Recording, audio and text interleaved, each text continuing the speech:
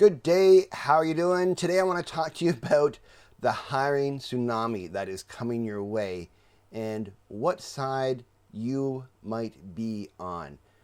My name is Matthew Ewell from Leading with Nice, where we want to help you inspire others, build loyalty, and get results. Now, earlier I put a video out called The Coming Exodus. You can see it over here in this card, and we really looked at people who are in the second chair, so either executive directors that report to a board chair, or maybe a general manager or an ED, basically somebody who sits under the CEO, could be a COO, somebody who sits under the founder, the implementer to a visionary, that person. It might be called something different in your company, but that's what we were talking about. And how there's lots of data showing that they were experiencing great fatigue. They're willing to ride out the storm of the pandemic, but they were probably going to be moving on. And we talked about what you can do from that. Now, at the time, the data that encouraged me to make that video, in addition to the anecdotal evidence I was receiving, was Morneau Chappelle had released data that said 1 in 7 employees were looking at changing jobs.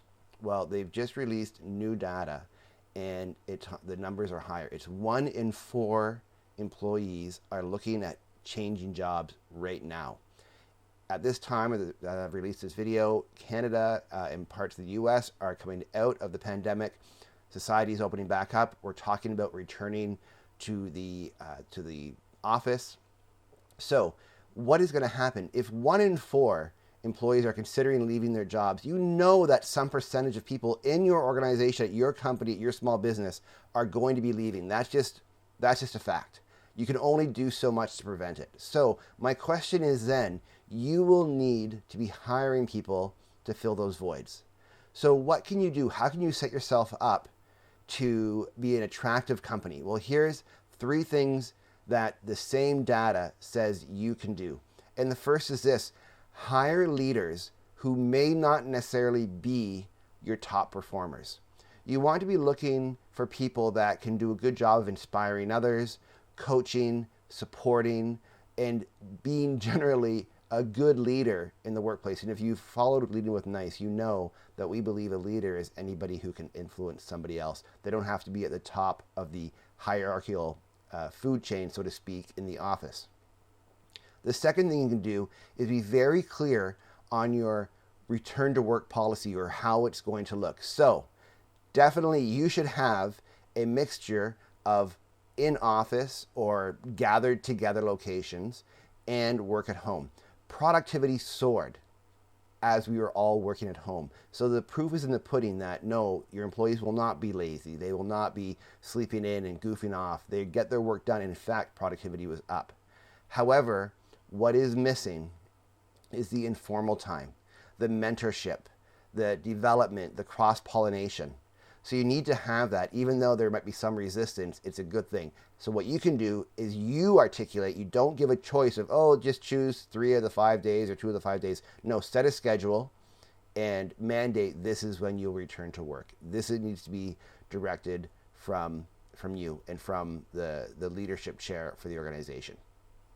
And the third thing you can do is you need to engage in transparency on what's going on, how it's happening, town halls, all hands on deck meetings, and sharing some data around how the organization is doing, where you're headed, what you're thinking, what obstacles could potentially be in your way, what new on-ramps to super growth may have presented themselves.